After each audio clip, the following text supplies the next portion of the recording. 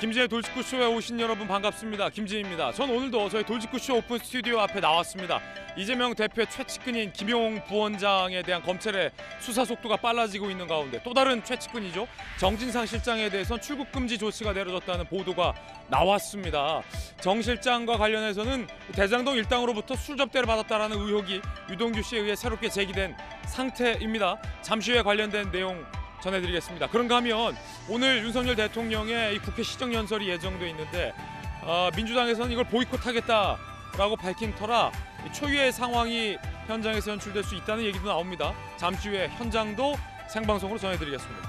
저는 비가 오나 눈이 오나 매일 아침 이곳에서 여러분을 기다리겠습니다. 김지의 돌직구쇼 지금 라이브로 시작합니다. 잠깐만요.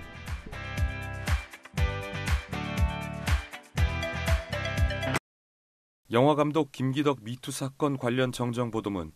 본 방송사는 영화 메비우스에서 하차한 여배우 A가 배드신 촬영을 강요당했다는 이유로 영화감독 김기덕을 고소했고 김 감독으로부터 성폭행 피해를 입었음을 주장했다는 취지로 보도했습니다.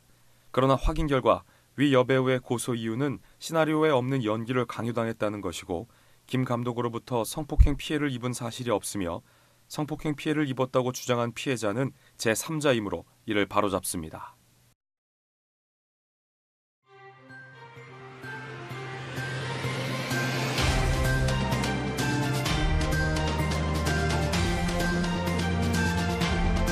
신문 읽어준 남자입니다.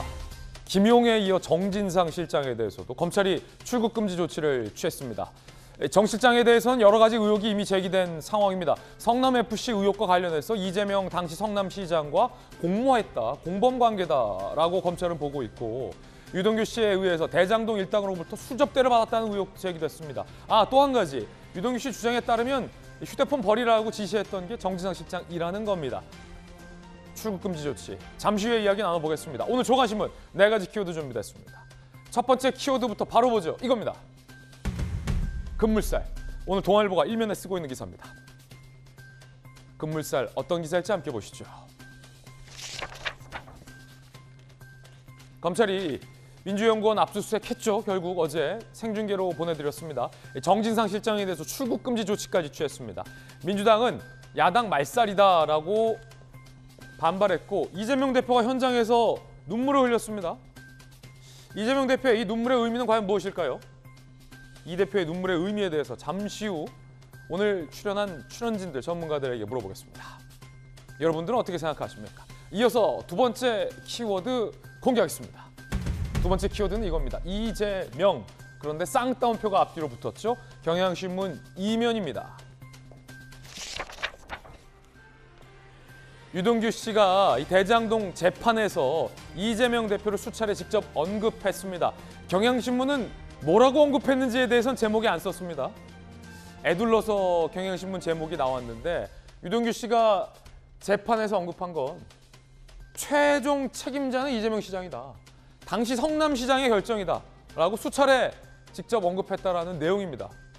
언급했다라는 경향신문의 제목보다도 어떤 내용에 대해서 얘기했는지가 더 사실은 중요한 거죠. 잠시 후에 상세한 내용 보내드리겠습니다. 자, 이어서 세 번째 키워드입니다. 세 번째 키워드는 뭘까요? 이겁니다. 화약고. 한겨레 신문이 일면에 쓰고 있는 기사입니다. 화약고 함께 보시죠. 남북이 서해 NLL 무력 대치 일촉즉발의 화약고로 대두됐다. 우리 군이 북한의 상선이 무단 월선을 해서 경고 사격을 했습니다. 그러자 북한이 해상 분계선에 들어와서 방사포를 쐈습니다.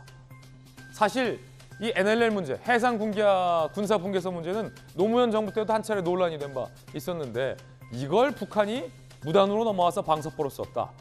9.19 합의 파기입니다. 이어서 다음 키워드 함께 보겠습니다. 네 번째 키워드입니다. 이건데요. 소방수. 한국일보 17면 기사입니다.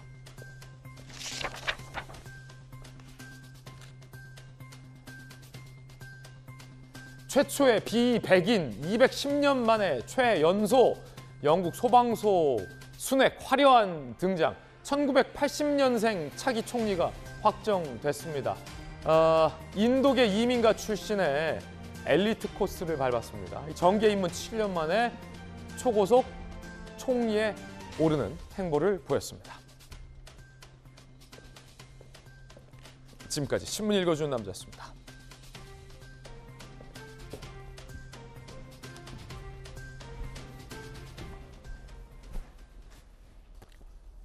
오늘 함께하신 분들 소개해드리겠습니다.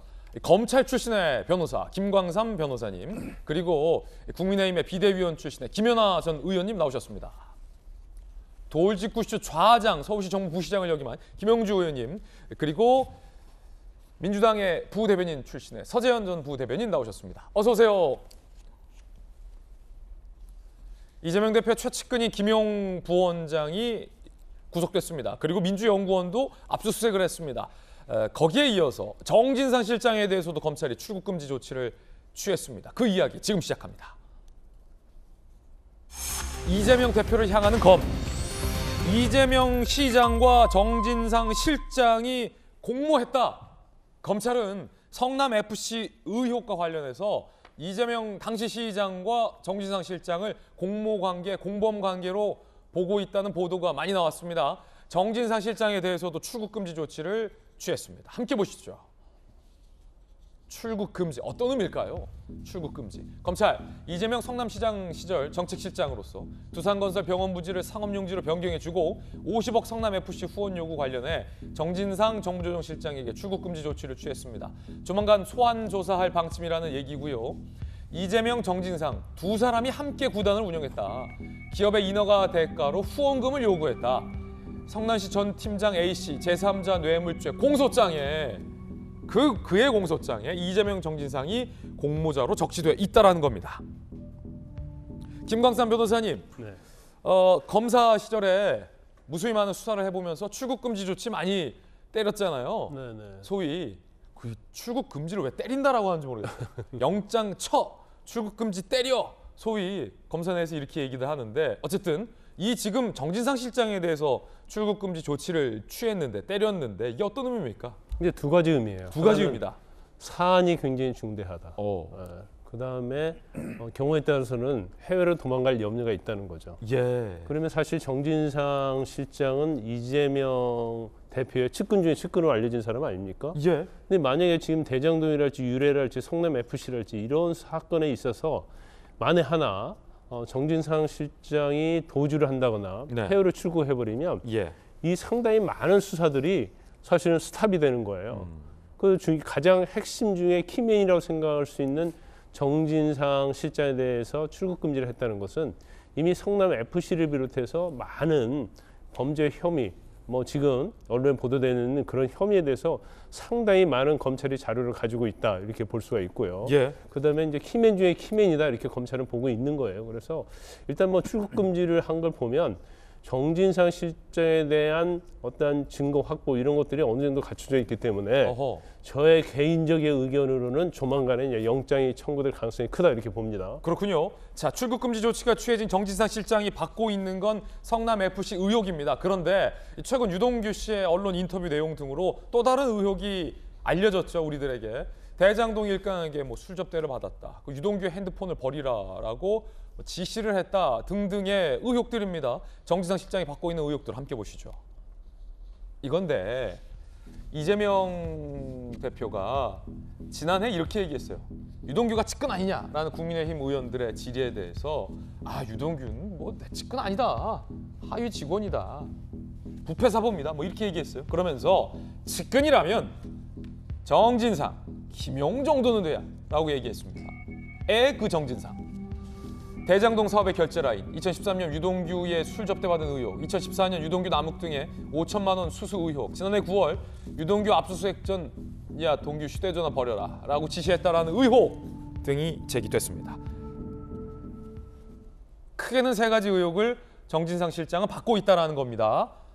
요약을 정리해드리자면, 그런데 검찰이 알려지기론 보도에 의하면 이 세 가지 의혹 중에 정진상 실장이 이재명 대표의 측근 대장동 일당으로부터 술 접대를 받았다라는 의혹과 관련해서 어느 정도 물증을 확보했다라는 이야기도 보도되고 있습니다.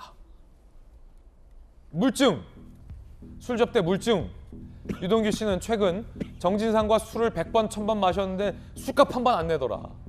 남욱 변호사는 유동규에게 여정호번과 술을 마시면 술값은 내가 결제하겠다라고 얘기했다라는 건데, 검찰은 그 남욱 변호사와 술집 종업원이 주고받은 문자 메시지를 복구해서 확보했다.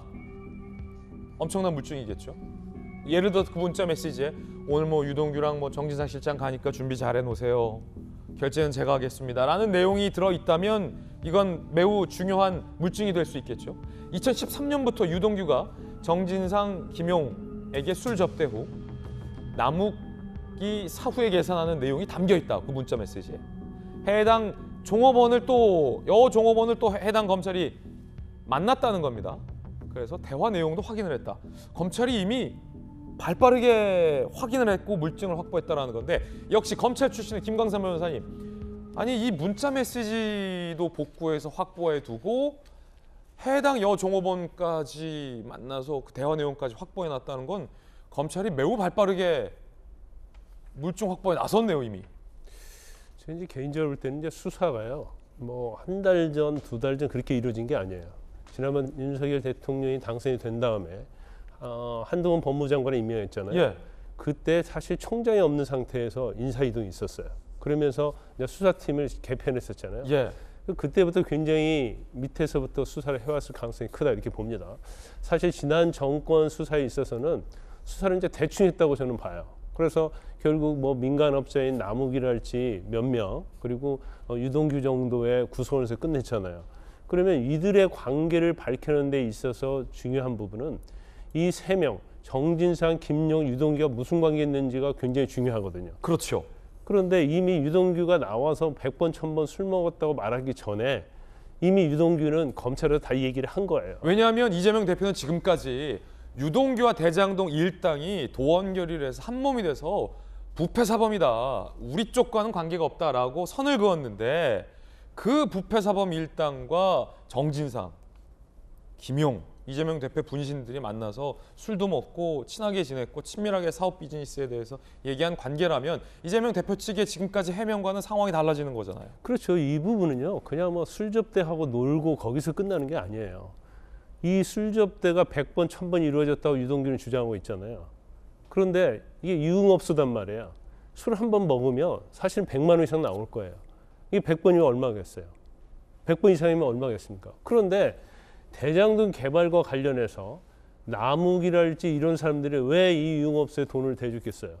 이 큰 돈이잖아요. 그럼 결국 대장동 개발 특혜와 관련해서 어떻게 카르텔이 형성돼 있는 거고 자기들끼리 술 먹으면서 앞으로 어떻게까지 다 논의를 한 거예요. 거기다 비용을 대주는 거죠. 그 비용을 누가 대주는지 당연히 정진상이랄지 김용은 알 수밖에 없죠. 왜냐하면 유동규는 돈이 없어요. 빚만 뭐 3천이나 7천이나 그런 얘기를 하고 있잖아요. 그런 사람이 돈 내서 하겠어요? 그러면 결국 이런 것들이 민간업자로부터 돈이 나오고 이 민간업자들한테 대장동 특혜와 관련해서 여러 가지 혜택을 줬기 때문에 예. 이 사람들이 유흥업소에서 술값을 대는 거죠. 그걸 자기들은 마음껏 즐기는 거예요. 그렇기 때문에 이 부분 자체가 대장동 개발에 있어서 어떠한 행정적 측면 또는 시의회 측면, 그러니까 행정적 측면은 정진상 실장이 행정적 측면을 담당하고 예. 그 다음에 김용 부원장은 성남시에서 시의원 2번 했잖아요. 그래서 대장동과 관련된 조례 같은 거 만들 때 본인이 앞장서서 한 거예요.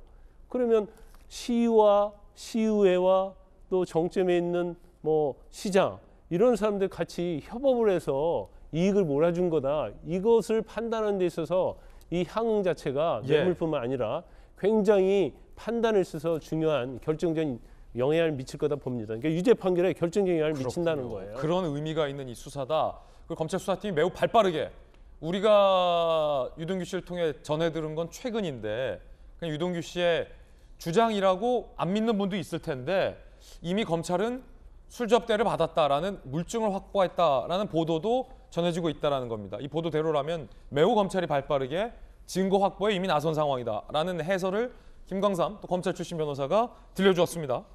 자, 김영주 의원님. 네. 김영주 의원님. 이재명 대표는 대장동 일당으로부터 사탕 한 개도 받은 게 없다라고 강하게 부인을 했습니다. 어제 눈물까지 흘렸어요. 물론 이 야당을 단 탄압이다 라면서 이제 이재명 대표는 눈물을 흘렸겠지만 사탕 한 개 받은 거 없다. 쌍방울과 관련해서는 내복 한 벌 사입은 2년밖에 없다라고 했지만 본인의 측근들은 이화영 전 부지사는 내복 한 벌이 아니라 내복 몇천 벌을 살 수 있는 의혹을 받은 거 아니라는 걸로 지금 구속이 됐고, 본인의 더 최측근은 김용 정진상 실장은 지금 술 접대 받았다라는 물증까지 검찰이 확보했다라는 얘기가 나오고 있는데 어떻게 된 겁니까? 그러면 사탕관계입니까? 뭡니까? 결과적으로는 어쨌든 측근 관리를 잘못한 부분이 있는 거고, 더 깊이 들어가서는 측근이란 말 자체를 한 것 자체가 부메랑으로 돌아온다고 봐야 돼요. 어떤 말입니까? 어떤 말입니까? 그러니까 그게? 측근 정도라고 얘기를 했다라면 이 정도 유동규보다 나은 사람, 네. 더 책략이 있고 깨끗하고 그런 의미들을 정의롭고 가지고 있어야 되는데, 실제로 보면은 그 유동규와 다를 바 없는 그런 활동을 해온 거거든요. 커넥션이 있고, 이미 이 내용들은 어차피 남욱 변호사와 함께 있던 회계 책임자 이모 씨에 의해서 아마 검찰이 다 들고 있었기 때문에 유동규 씨도 입을 열지 않을 수 없는 입장이었고, 네. 일단은 그 모멘텀이 된 게 이제 고 김문기 씨에 대해서 이재명 대표가 잘 모르는 사람이다. 그런 것에 대해서 굉장히 본인도 나도 김문기와 같은 정도의 처지가 되는 거 아닌가 하는 위기의식이 입장 변경의 어떤 계기가 되었을 거라고 봅니다. 즉 유동규 입장에서는 훨씬 겉으로 보이지 않게, 말하자면 이재명 대표한테는 잘하고 깨끗하고 그렇게 보이지만 내가 알기로는 맨날 고급 술집에서 술 사달라 하고 돈 달라고 했던 그런 사람이다라는 것을 생각했던 것이고, 검찰 입장에서는 완전히 꽃놀이패죠. 이 사람들이 어떻게 보면 불교적 용어로 이재명 대표와 이 사람의 연결은 낮은 인연이었다고 봅니다. 이미 정치적 결의체가 아니라 지역에서 리모델링하는 업자 출신으로부터 같이 발탁을 했기 때문에 그동안에 뭐 술 먹은 거 그런 것들이 다, 정진상 실장 같은 경우는 사실은 뇌물죄에 해당되잖아요. 예. 시에 있었기 때문에. 예. 그게 다 술집에서 n분의 1로 계산해서 다 그게 뇌물죄에 들어가는 거예요. 만약에 이게 사실이고 물증도 다 만약 사실이라면 그렇다면, 예. 대장동 개발 이익을 시가 주고 네. 그 개발 이익 중에 또 상당수를 자기들끼리 술 얻어먹고 네. 뭐 그랬다는 얘기도 되는 그러니까 거잖아요. 지금 말씀하신 100번에 술을 먹어서 1억의 술을 먹었다 그러면 n분의 1로 나누는 게 검찰의 논리잖아요, 사실은. 그럼 3천만 원 뇌물 받은 거하고 똑같이 되는 거죠. 어허, 아마 만약에 이게 이제 사실이라면. 이 부분에 있어서 이제 이재명 대표가 생각하는 것은 그들의 뇌물, 그들의 어떤 정당하지 않은 행동인데 검찰은 무리하게 이걸 정치 자금으로 몰아간다. 예. 이런 얘기를 하고 있는 거라고 보여지는데 이게 섞여져 있다고 봐요, 저는. 그런 부분이 이제 시간의 문제라고 보기 네. 때문에 얼마나 버틸 수 있을지 저는 두고 볼 필요가 있다고 봅니다. 얼마나 버틸 수 있을지라는 표현까지 썼습니다. 김용주 의원님의 의견입니다. 유동규 씨가 어제 의미심장한 말을 했습니다. 형들인 줄 알았는데, 진짜 형들인 줄 알았는데 배신감 느낀다라는 얘기. 진짜 형들인 줄 알았다. 이야기 직접 들어보시죠. 검찰 조사 태도 좀 바꾸신 이유가 뭔지. 제가 좀 뭐 배신감일 수도 있는데 제가 좀 착각했다 하는 생각이 많이 들었습니다. 여기는 참 뭐 비정하달까 그런 세상이구나 라는 걸 좀 알게 됐고, 형제들이라고 불렸던 이제 그런 사람들의 어떤 생각이나 내용들이 저는 순수한 면이 있었다고 생각을 했고, 그때 함께해도 좋겠다 이런 생각을 했었지만, 원래 이제 좀 어려울 때 진면목을 본다고 하잖아요. 제가 생각했던 것들은 상당히 다르구나 라는 거를 좀 느끼게 됐습니다. 이때도 형제들이라고 얘기했고, 재판 휴정 중 오후 법원 서관 후문에서 기자들과 만나 저는 진짜 형들인 줄 착각했다 라는 말까지 유동규 씨가 했습니다. 김연아 의원님, 여러 가지 의미가 담겨 있어요. 나를 정말 생각해주는 형제, 나의 형들, 진짜 형들이라고 여겼는데 아니었더라, 배신감 느끼더라, 진실을 얘기하겠다 라고 하는 유동규 씨의 진술, 김연아 의원님 어떻게 보십니까? 그리고 유동규 씨 입에서 나오는 의혹들이에요. 술 접대를 받았다, 김용 정진상이 증거인멸을 지시했다, 뭐 이런 얘기들 어떻게 보세요? 저는 유동규 씨 입장에서 보면 정말 형들처럼 생각했을 이유가 뭐였을까? 과연 돈이었을까? 저는 꼭 돈만은 아니라고 생각합니다. 제가 어제도 이 자리에서 말씀을 드렸는데 유동규 씨는 사실은 변변한 직업이 없다가 성남시 도시관리공사의 본부장도 하고 나중에 경기관광공사 사장도 하게 됩니다. 그리고 그 지위를 이용해서 지금 대장동 일당에게 사실은 술을 100만 원 이상의 술을 100번, 1000번 얻어먹을 만큼의 권력을 갖게 되죠. 그러면 남자들 세계에선 그런다고 그러더라고요. 자기한테 돈을 주는 사람도 중요하지만 자기를 인정해 주는 사람을 더 신뢰하고 그 사람을 일종의 이제 리더로서 따른다라고 하는데 아마 저는 유동규 씨는 그런 입장에서 정진상 씨나 김용 부원장이나 또 이재명 시장에 대해서 굉장히 친근감을 느꼈을 거라고 생각하고 예. 저 성격상 우직하게 설사 지난번에 이재명 대표가 모르는 사람이다. 뭐 부패 범죄자다. 이렇게 했었더라도 아마 속으로는 대선 전에는 대선을 이기고 나면 나를 다시 인정해 줄 거야. 예. 그리고 이렇게 해야 위기를 모면할 수 있을 거야. 라고 저는 참았을 거라고 생각하는데 예. 지나고 보니 사실은 자기를 이용했던 거고 이제는 이용 가치가 없어지니까 꼬리 자르기를 하는구나. 그리고 그게 김문기 본부장의 어떤 안타까운 선택과 연결되고 또 최근에는 변호사를 통해서 오히려 자기의 정보를 얻으려고 했다는 정황까지 딱 맞닥뜨리면서 저는 이제서야 본인 말대로 눈을 번쩍 뜬 거죠. 이게 내가 쓸데없는 질에 연루돼서 사실은 이렇게 이용당하고 끝나는구나. 저는 그게 결정적으로 지금 유동규 본부장의 발언, 그다음에 뭐 배신과 같다고 느끼는 형들이라고 생각했다라고 하는 발언의 모든 실체가 그 이전부터 경제적 공동체 또 권리와 권력을 나누었던 그런 일종의 뭐라고 써요? 이건 무슨 결사체라고 해야 될지 모르겠지만 많은 이익과 힘을 나누었던 그 결사체의 사실은 종말이라고 생각합니다. 예. 자, 서재현 부대변인 오늘 나오셨는데 이재명 대표 쪽이나 민주당의 공식 입장은 뭡니까? 왜냐하면 지금 전혀 의혹을 부인하고 있잖아요. 그 말인즉슨 유동규 씨가 하는 말은 사실이 아니다라는 겁니까? 유동규 씨는 지금 거짓말을 하고 있다라는 겁니까? 민주당의 입장, 이재명 대표 측의 입장은? 왜냐하면 이 질문을 드리는 이유는 유동규 씨의 입장을 거짓말이다라고 부인하는 입장이라면 지금 이 정진상 실장 같은 경우가 대장동 일당으로부터 술 접대를 받았다라는 의혹을 유동규 씨가 폭로했잖아요. 근데 검찰이 물증을 확보했다라는 이야기도 지금 보도로 확인되고 있어요. 유동규 씨의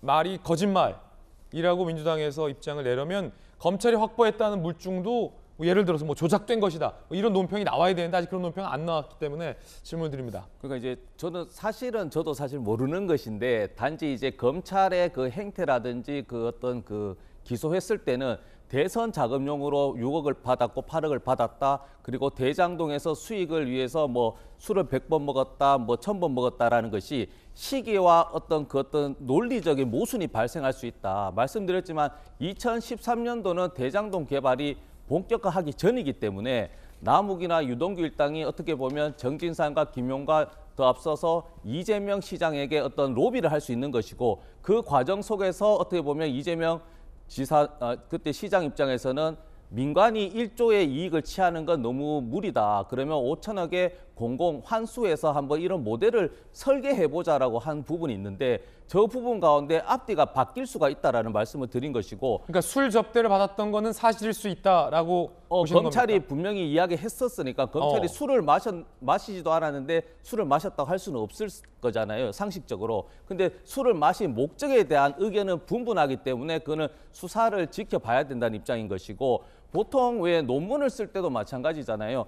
답을 정해놓고 이런 자료를 하는 것이 아니라 검사도 수사나 증거를 가지고 왔을 때 이재명 후보의 대선 자금용이다라고 해야 되는 것인데 대선 자금용은 8억을 받았다고 하고 이제 수사를 하다 보니 민주당이나 제 입장에서는 2021년도 4월에서 8월 달 왜 경선 자금 그것도 당내 경선 굉장히 당내 경선이 치열한 상황에서는 그 조그만한 그 식사 한번 대접하는 것도 굉장히 문제가 있는데 그 수억을 돈을 해서 어디에 쓸 필요가 있었나 그런 의구심이 드는 겁니다. 정진상 실장은 불법 자금을 수수했다는 주장은 허구다라고 완전 부인을 하고 있습니다.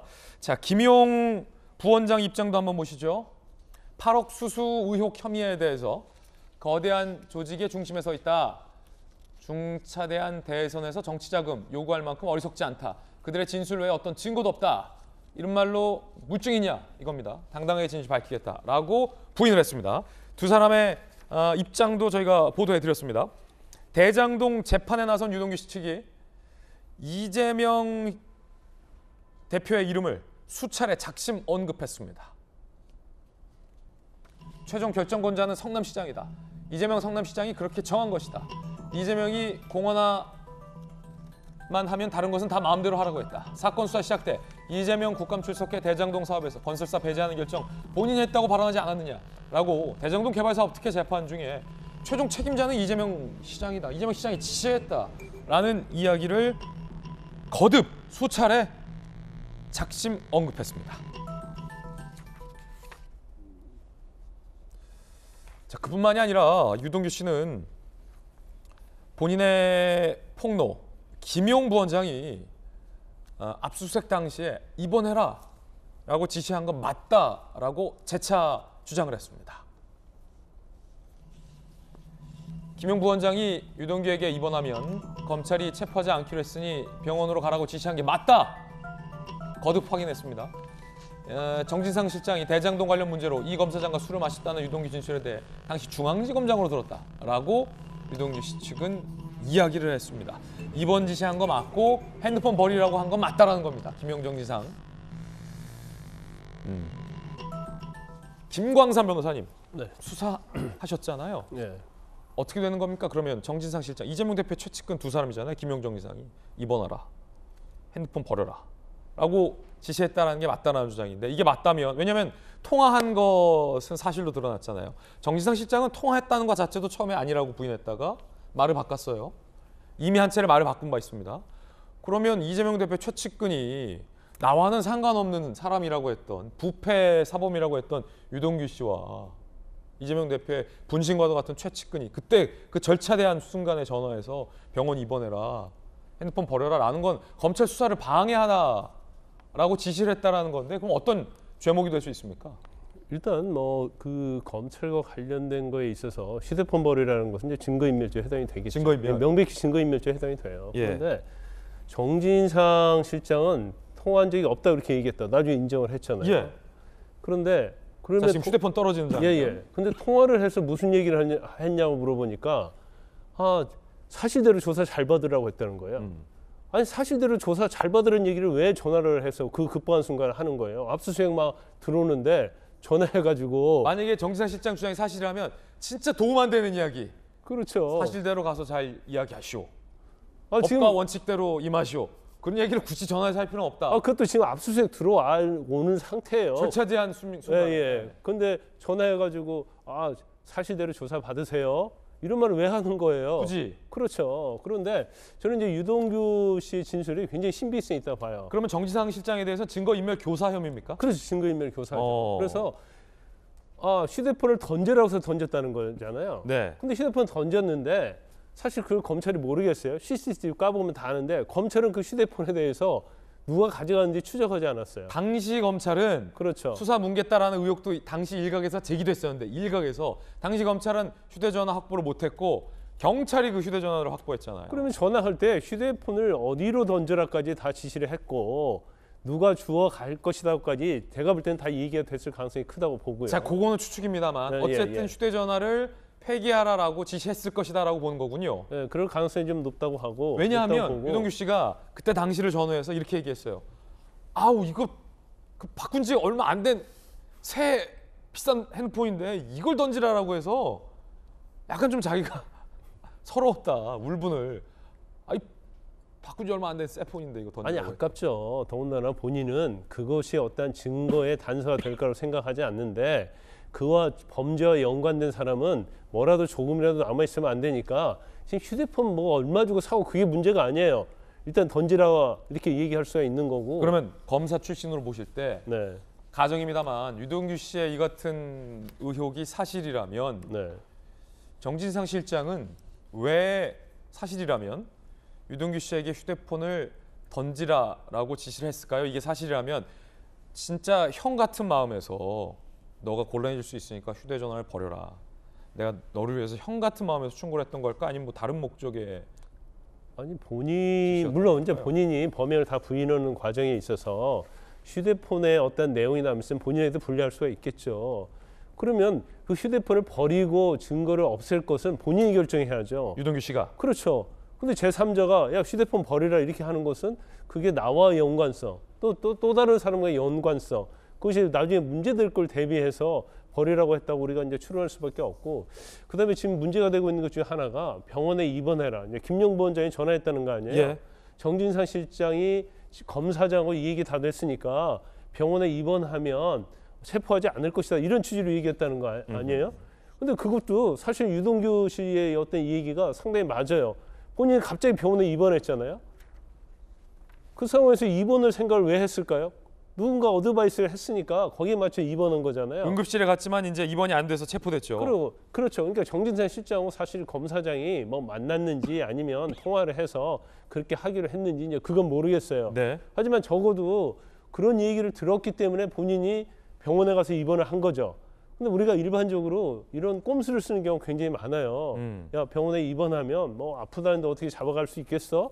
그리고 이미 유해하고 다 이 얘기했으니까 일단 입원을 해. 예. 이제 그런 취지로 얘기를 했다는 거니까 그래서 입원을 한 거예요. 그래서 지금 유동규 씨 말이 거짓말이냐 사실이냐 이걸 우리가 판단해 볼 때는 유동규 씨는 본인이 그대로 행동을 한 거잖아요. 시키는 대로. 그렇죠. 누가 시키지 않은데 이런 행동을 할 이유는 없다는 거죠. 이제 그렇게 따져보면 결국은 유동규 씨의 어떤 진술에 굉장히 신빙성이 있다는 거고 그다음에 유동규 씨가 석방이 된다면서 계속 이 얘기를 하고 폭로를 하고 네. 있잖아요.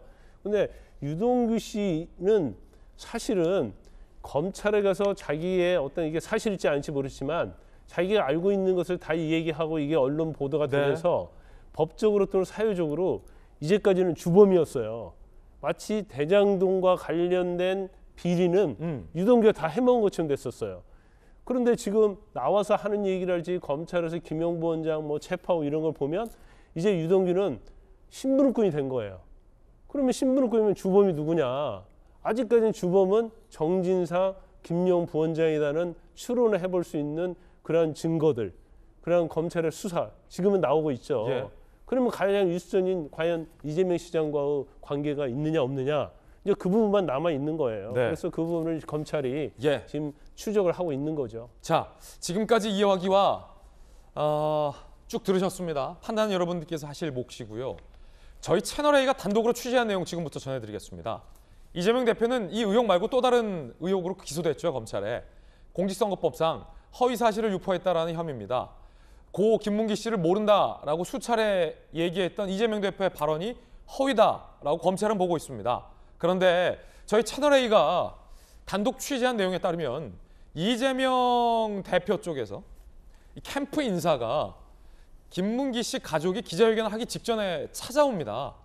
그래서 유가족이 왜 김문기 씨를 모른다라고 했느냐라고 묻자 이재명 대표 측 인사는 깜빡 블랙아웃이 됐었다라고 해명을 하는 대목이 나옵니다.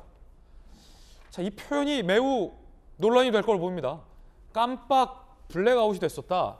이 말은 해석은 다양하게 할 수 있겠으나 원래 알았었는데 순간 당황해서 깜빡 생각이 안 났다 라는 뜻일 수도 있고 그 순간 정전이 됐었다 머릿속에 이런 뜻일 수도 있습니다. 아니면 이재명 캠프 쪽 인사가 본인이 생각나는 말을 둘러댄 걸 수도 있습니다.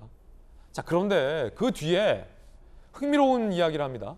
이재명 대표를 도와줄 생각이 없느냐라고 넌지시 묻는 대목도 나옵니다. 이 엄청난 내용을 홍지은 기자가 단독으로 취재했습니다. 지난 2월 2일 이재명 후보 측 인사를 만난 김문기 전 처장 유족은 이 후보가 성남시장 때 김문기 전 처장을 몰랐다고 한 것에 대한 설명을 요구했습니다.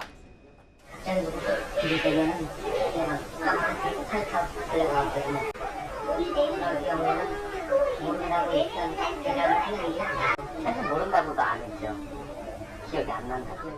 원론적인 답변은 이제 돌아가서 보니까 얘기하는 기억이 나면 진짜 말도 안 돼. 시드를 같이 나가는데 골프 치시잖아요. 골프 치시죠. 유족은 이재명 후보가 직접 연락하지 않아 서운하다고도 했습니다. 가장 서운한 거는 자기가 직접 연락을 해서 만나자고 하는데 그 정도는 해야 되지 않을까. 저희를 진정시키려면 딱 그 정도. 사장님께서 저 만나시러 오신 것도 조심스러워진 거잖아요. 조심스럽지 않다는 것은 거짓말일 거고 본인도 부담스러웠을 것 같아요. 솔직히 까놓고 말해서 어떻게 나오는지 궁금하기도 했고요.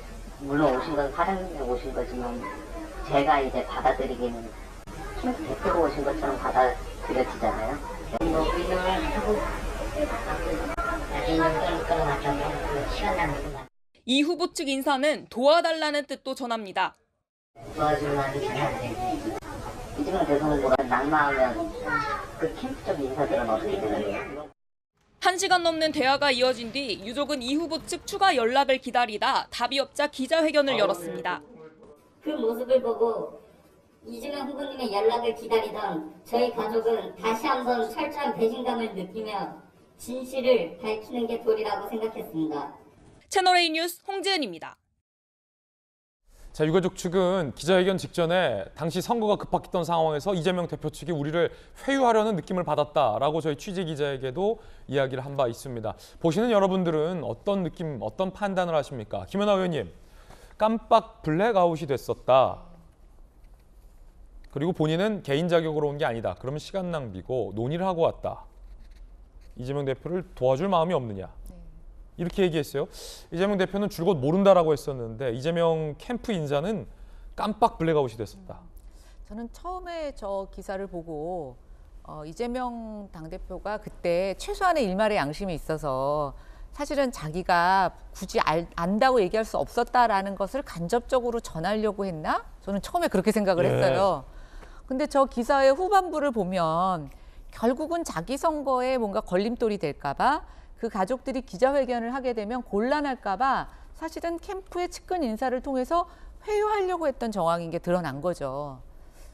굉장히 좀 실망했고요. 모르겠습니다. 그 측근이 전한 말이라 블랙아웃이라는 게 뭐 이재명 당대표의 어떤 상황인지는 모르겠지만 글쎄 적절한 표현이었는지도 잘 모르겠고요.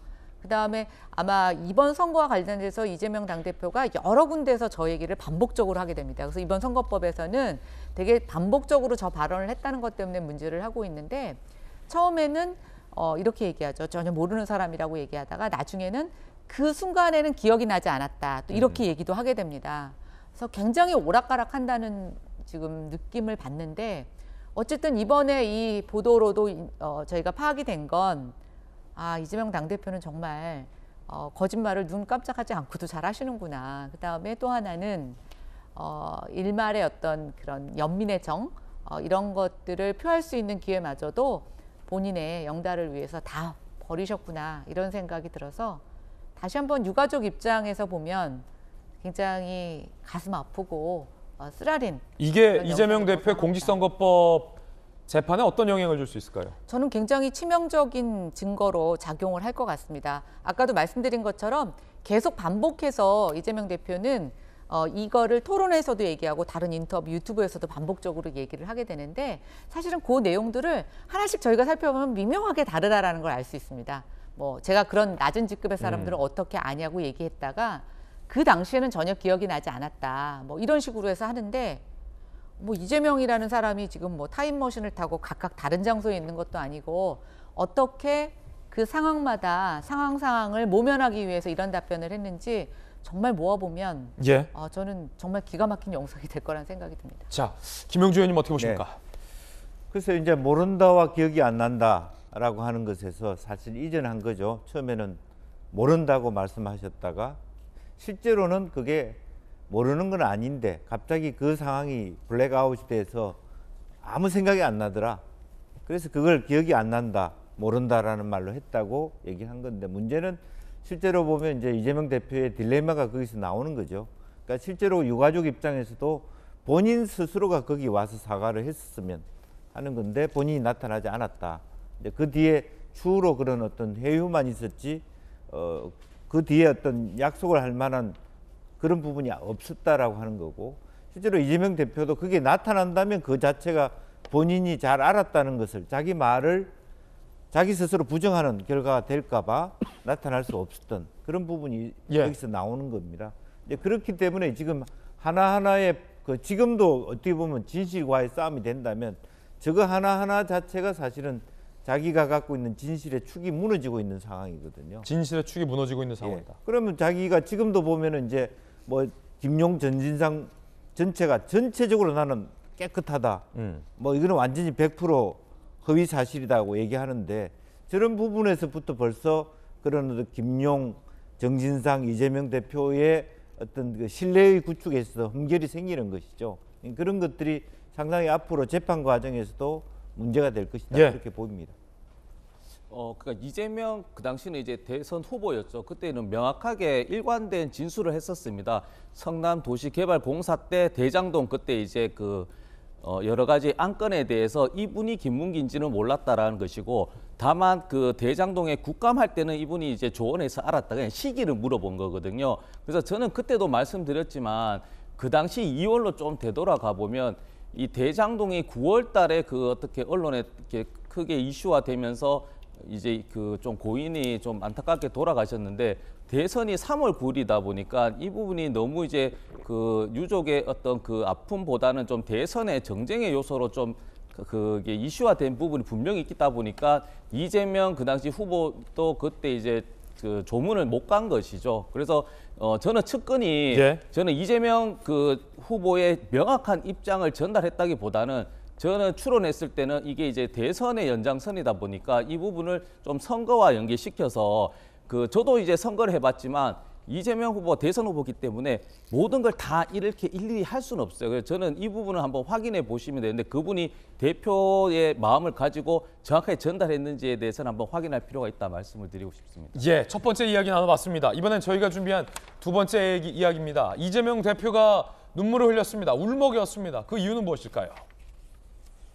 이재명 대표의 눈물의 의미는 여러분들은 어떤 의미라고 보십니까? 이재명 대표의 눈물 이야기 직접 들어보시죠. 야당의 중앙당사 침탈이라고 하는 참혹한 일이 벌어지고 있습니다. 비통한 심정으로 이 침탈의 현장을 외면하지 않고 지켜보겠습니다. 국민 여러분께서 이 역사의 현장을 잊지 마시고 퇴행하는 민주주의 꼭 지켜주시기를 바랍니다.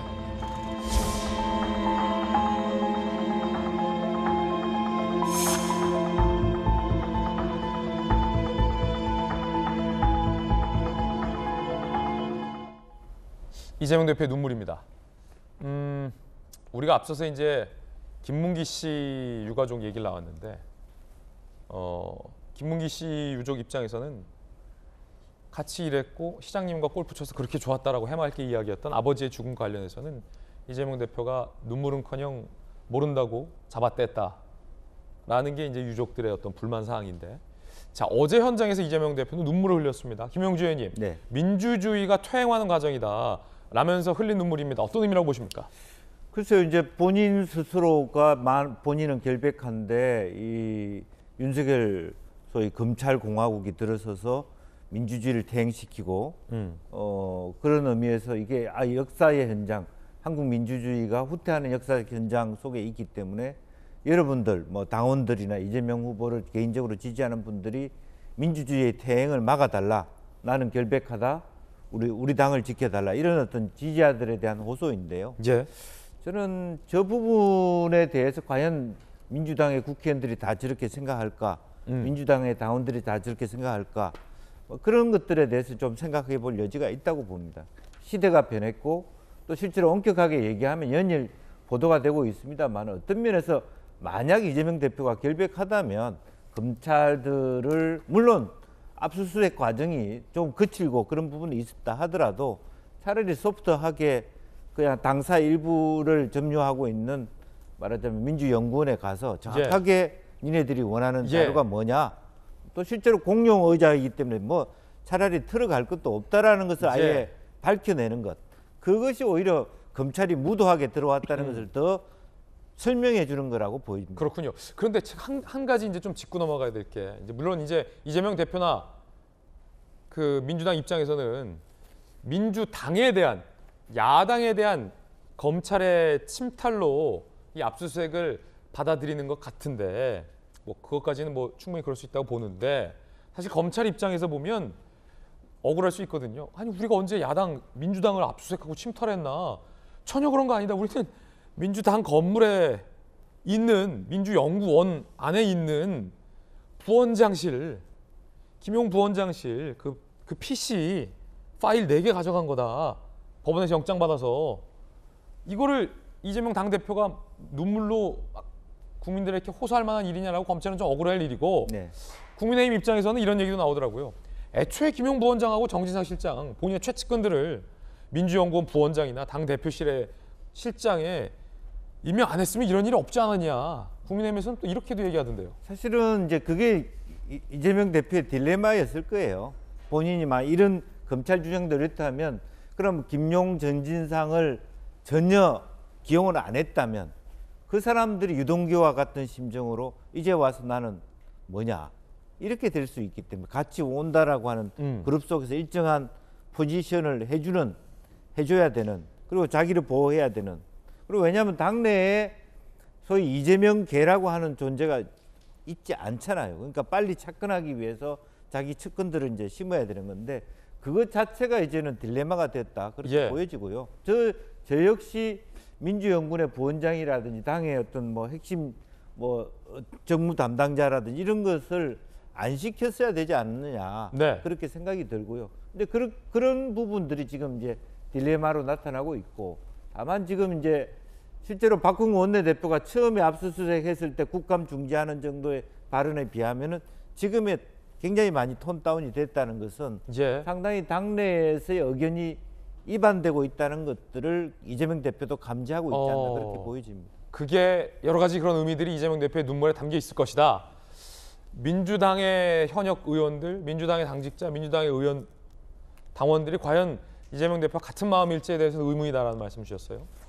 여러분 어떻게 생각하십니까? 이재명 대표가 흘렸던 눈물, 야당에 대한 민주주의가 퇴보하는 것에 대한 어떤 서글픔과 분노의 눈물이라고 생각하십니까? 아니면 이재명 대표의 최측근들의 부정부패 혐의와 관련된 수사에 대한 이재명 대표 억울함이라고 보십니까? 어떻게 보십니까, 여러분들은? 상당히 궁금해집니다. 이재명 대표와 민주당은 야당에 대한 탄압이다라고 주장하고 있습니다. 그런데 어제 한동훈 법무부 장관은 이건 뭐 정치보복의 그런 게 아니라 뒷돈이 건네진 중대범죄다라고 선을 그었습니다. 한동훈 법무부 장관의 이야기 들어보겠습니다. 지금 이루어지고 있는 김용 부원장에 대한 수사가 정치보복 수사다. 야당 탄압이다. 지금 이렇게 얘기를 했거든요. 이 부분에 대해서 이야기하실 부분이 있습니까? 토건 비리 과정에서 뒷돈이 건네졌다면 그건 중대범죄 아닙니까? 그걸 밝히기 위해서 법원에 영장을 발부받아서 수색을 한 것이고요. 그리고 그 사안에 대해서 구속영장까지 발부된 것이니까 지금은 정치보복이란 말을 할 단계는 이미 지난 것 아닌가 생각합니다. 그 가운데 민주당의 김혜영 전 의원이 이재명 대표 사퇴를 촉구한 바 있습니다. 그런데 한 번 더 이재명 대표를 직격했습니다. 김혜영 전 의원입니다. 이재명 대표님 그만하면 됐다. 역사의 무대에서 내려오라 라고 직격했는데 한 번 더 직격했어요. 어제 민주당의 단일 대우가 특정인을 지키기 위한 것이라면 그러한 단일 대우에는 동의할 수 없다라고 또 비판을 했습니다.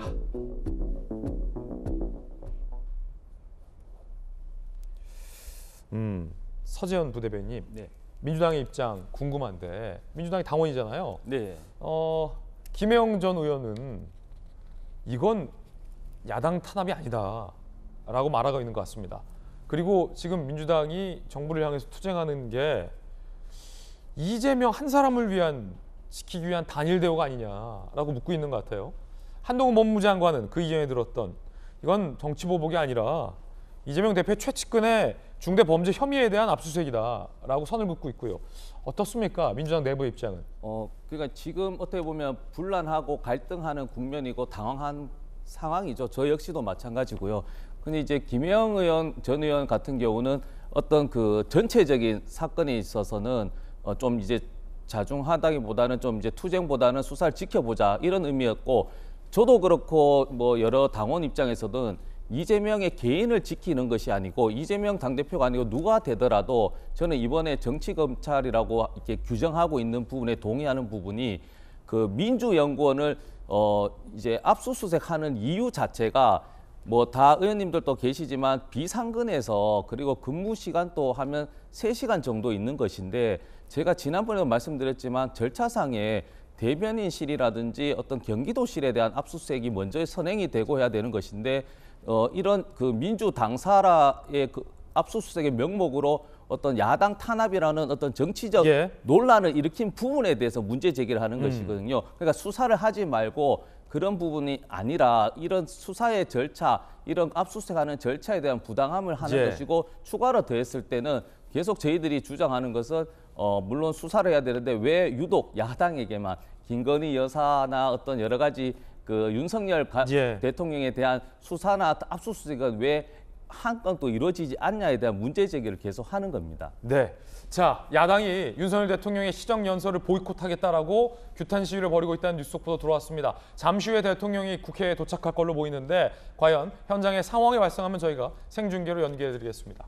이번에 저희가 준비한 다음 이야기입니다. 김의겸 의원과 한동훈 장관이 또 맞붙었습니다. 그런데 이번에도 김의겸 의원이 새로운 주장과 의혹을 제기했습니다. 한동훈 장관이 윤석열 대통령과 지난 7월 그리고 모 법무법인 관계자들과 함께 여성 종업원들과 술 마시고 노래 부르고 놀았다라는 주장을 김의겸 의원이 제기한 겁니다. 그러자 한 장관이 매우 황당해하며 내가 그 술자리 반경 1km 어느 곳에서 없었다는 거에 나는 장관질을 걸 테니 의원님은 뭘 걸겠냐 라고 물어봤습니다. 김의겸 의원은 아무것도 걸지 않았습니다. 자꾸 아무것도 안 걸면서 이런 의혹 제기하기 없기, 있기, 여러분은 과연 어떻게 생각하십니까? 그 장면 직접 보시죠. 제보 내용에 따르면 김앤장 변호사 30명가량이 있었습니다. 그리고 윤석열 대통령도 청담동의 바에 합류를 했습니다. 이 자리에서 직접 있었던 다른 분의 녹취가 있습니다. 제보자는 국민권익위원회 본인을 공익신고자로 신고를 했습니다. 오늘 질의한 내용은 시민언론 더 탐사에서 오늘 밤 보도가 될 예정입니다. 이 자리에 있었던 그분의 한번 그 녹음을 들어보겠습니다. 한동훈에 윤석열까지 다 온 거야. 와가지고 술 마시고 노래 부르고, 아니 한동훈은 먼저 왔어. 갑자기 막 이런 노래 하나 하시려고 하더니 3시간을 놀래갔어. 동백은 사실 그거 하는데 자기도 연주해달래. 자기들가 아는 노래 그런 거를 해줘야 엄청 감동받는단 말이야. 저는 뭘 했나요? 왜 안 나오지? 위원님 저한테 이재정 의원 관련한 것도 거짓말 하신 다음에 다 들통났는데 사과도 안 하셨죠. 그리고 그 전에는 조국 수사팀 누가 위원님한테 사과를 했다 거짓말했었다가도 사과 안 하셨죠. 자, 위원님 저번에 저보고 뭐 걸라고 하지 않았습니까? 제가 저 자리에 있거나 뭐 제가 저 비슷한 자리에 있거나 저 근방 2km 안에 있었으면은 저도 뭐 걸겠습니다. 위원님 뭐 거시죠. 제가 검사 생활하면서 주로 강한 사람들과만 좀 척을 지면서 왔기 때문에 어떤 종류에도 꼬투리 잡기 위해서 일부러 회식 자리도 안 가거든요. 저기서 제가 노래를 부르고 동백 아가씨를 했다고요? 3시 넘어서? 자신 있는 말씀이신가요? 이렇게 공개적으로 대한민국 법무부 장관을 모욕할 정도로 자신 있는 말씀이세요? 자, 저는 있지 않았어요. 그 두 사람이라는 게 더 탐사라는 저를 지금 스토킹하는 쪽하고 같이 야합해서 말씀하신 거잖아요. 그렇죠? 혹시 그 스토킹의 배우가 김의겸 의원이십니까? 의원님, 저는 다 걸게요. 의원님 뭐 거시겠어요? 저는 법무부 장관 포함해가지고 제가 뭘 앞으로 어떤 주의 공직이라든가 뭘 다 걸겠습니다. 자, 저런 찌라시 수준도 안 되는 거 가지고 국무위원을 모욕해놓고 국정감사라니 그게 말이 되는 소리입니까? 아니 정말 자괴감을 느끼네요. 이 정도를 가지고 법무부 장관에게 국정감사가 이렇게 수년되는 상황에 첫 질문을 이걸 하신단 말이에요? 책임지십시오.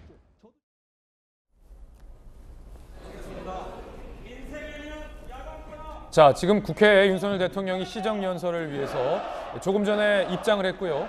이재명 대표와 민주당 야당은 피켓 시위를 하고 있습니다. 윤석열 대통령은 야당의 보이콧에도 불구하고 잠시 후에 이제 예정된 시정연설을 할 걸로 보입니다. 국회 앞 현장 그림 들어와서 잠시 여러분들에게 보여드렸습니다.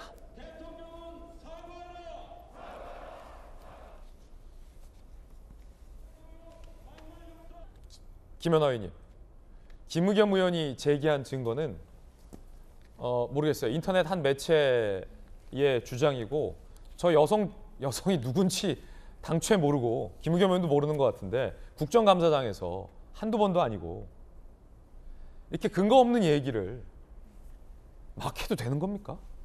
뭐 걸지도 않잖아요, 김의겸 의원. 저는 어제 사과도 안 하잖아요, 거짓말해도. 저 영상 보면서 우리 김의겸 의원님이 대한민국 기자와 국회의원 망신을 혼자 다 시키시는구나. 국민들이 우리나라 기자와 국회의원들이 막 저렇게 근거 없는 것 같고 국정질의하는 걸로 아시면 어떡하나 그런 생각이 들더라고요. 한편에서는 아마 반쪽 영상만 보시면 한동훈 법무부 장관이 왜 저렇게 흥분해서 답변을 하나 이렇게 생각이 드실 텐데 저 김의겸 의원의 문제 제기를 보면 저는 저 반응이 하나도 과하지 않다고 생각할 만큼 너무나 터무니가 없었어요. 대한민국에는 면책특권이라는 게 있습니다. 국회의원에게는 업무상 발언이나 이런 표결에 대해서 국회 안에서 한 거에 대해서는 밖에 나가서 책임지지 않는데 그것 때문에 사실은 국회의원들이 국회 안에서 뭐 믿거나 말거나 아니면 말고식의 발언이나 질의를 한다고 간혹 욕을 먹기는 합니다. 근데 그 한 몇십 년 먹을 욕을 김의겸 의원이 지금 한 최근 몇 년 사이에 다 욕을 드시는 것 같다는 생각이 듭니다. 정말 부적절했고요. 그리고 저게 명확한 증거가 있는 것 같아 보이지도 않고 저것 때문에 도대체 뭐가 문제라는 건지 뭐 다른 어떤 저것 때문에 뭐 근무 시간에 해야 될 걸 하지 않았다든가 뭐 이런 것도 아니고 또 저기에 모여 있는 사람이 지금 팩트 체크가 안 된 상태입니다. 그러니까 뭘 어쩌라는 거냐 이 말입니까? 예, 근데 국정감사에서 도대체 저걸 갑자기 왜 불쑥 꺼내서 저 얘기를 물어보시는지. 보통 우리가 국감장에서 뭐 한 7분, 5분, 3분 정도 질의 시간이 주어지는데 굉장히 소중한 시간이거든요. 근데 법사위에서 정말 저거 말고 질문할 게 없는지. 그리고 또 하나, 한동훈 법무부 장관이 저렇게 펄펄 뛰면서 의원님 뭐 하나 거시라고 하는데 왜 거기에는 답변 안 하시는지. 정말 본인이 자신 있고 기사로서 탐사 정신이 있어서 지금 문제 제기를 하시는 거라면 본인도 의원직 정도 하나는 거셔야 되는 게 아닌가. 좀 그런 생각이 어제 들었습니다. 예, 한동훈 장관 스토킹 피해 사건 때 한 장관이 이런 말을 한 적이 있습니다. 제가 어디 이상한 술집이라도 가는 걸 바랐겠죠. 그런데 앞서 들어봤던 것처럼 한동훈 장관은 검사 생활 때부터 이럴 줄 알고 일부러 술자리에 안 가졌다. 술 안 마신다라고 강하게 항변하고 있습니다. 그 이야기 들어보시죠. 최근에 스토킹 피해 당하셨는데 해당 유튜브에서는 이제 취재 활동이라고 주장하고 있단 말이죠. 이거에 대해서 좀 어떻게 생각하십니까? 어떻게 약점을 잡아보려고 밤에 미행한 것 같은데요. 제가 뭐 이상한 술집이라도 가는 걸 바랬겠죠. 들으셨던 것처럼 한동훈 장관이 김의겸 의원은 뭘 걸 수 있느냐라고 막 몰아붙이는데 김의겸 의원이 별다른 대꾸를 하지 않았습니다. 그러면서 김의겸 의원은 이렇게 이야기를 했습니다. 청담동에 있는 고급스러운 바였고요. 그 자리에는 그랜드 피아노가 있었고 첼로가 연주됐습니다. 이분은 기억나십니까? 처음 보는 분인데? 의원님, 잠깐 제가 기회를 드리겠습니다. 의원님, 말씀하시기 전에 제가 기회를 드릴게요. 아니요, 나중에 하세요. 제가 질문 드리고 이분 자유총연맹 총재를 지내신 분이고요. 제보 내용에 대해서 어느 언론사 기자가 이분에게 확인을 받았습니다. 한번 녹음을 한번 들어봐 주시기 바랍니다. 이세찬 총재님 되시죠? 예. 7월 20일 날 두 달 전쯤에 한동훈 장관하고 윤석열 대통령하고 김현장 변호사들 이렇게 같이 모임이 좀 있었잖아요. 그날 모임은 이제 어떤 취지였는지 한번 좀 얘기를 듣고 싶어서. 그건 제가 대통령과 한동훈이 자리에서 그 일어난 일을 내가 말할 수는 없죠. 그건 예의가 아니고. 자정 넘어서 거의 한 새벽 3시까지 있었던 걸로. 그날 어쨌든 그 특별한 안건이 있었던 것은 아닌가요? 그러니까. 예, 그런 거 없습니다. 김의겸 의원은 이걸 마치 이세창 전 총재가 술자리가 있었던 것처럼 인정하는 듯한 증거다라고 얘기했지만 이세창 전 총재 얘기는 전혀 다릅니다. 열흘 전쯤 모르는 사람에게 전화가 와 술자리 주관하냐 묻길래 내가 어떻게 대통령하고 장관하고 하는 걸 주관하냐라고 했다. 짜깁기라는 걸 처음 당해봤다. 법적 조치 비롯해 할 수 있는 거 다 하겠다. 김은겸 의원을 가만 놔두지 않겠다라고 단단히 벼르고 있습니다. 이거 다 조작되고 짜깁기 했다라는 겁니다. 결국 증거라는 것도 사실이 아닌 걸로 본인들이 나서서 이야기하고 있습니다. 김은겸 의원은 어떤 걸 근거로 이렇게 술자리를 가졌다라고 거듭 주장하고 있는 건지에 대한 해명이 필요해 보입니다. 윤석열 대통령실도 입장이 나왔어요. 왜냐면 김은겸 의원이 대통령이 동백아가씨 불었다고 했습니까? 아니면 뭐 한 장관이 동백아가씨 불었다고 했습니까?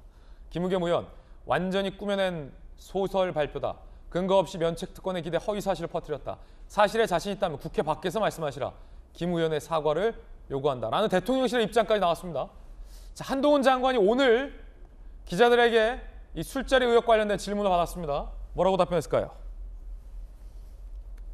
김의겸 의원은 거짓말로 해코지 해도 되는 뭐 면허증이나라도 가진 것처럼 행동하는데요. 매번 입만 열면 거짓말 해도 그냥 넘어가 주고 책임을 안 지니까 자기는 그래도 되는 줄 알고 이러는 것 같습니다만 이번엔 달라야 한다고 생각합니다.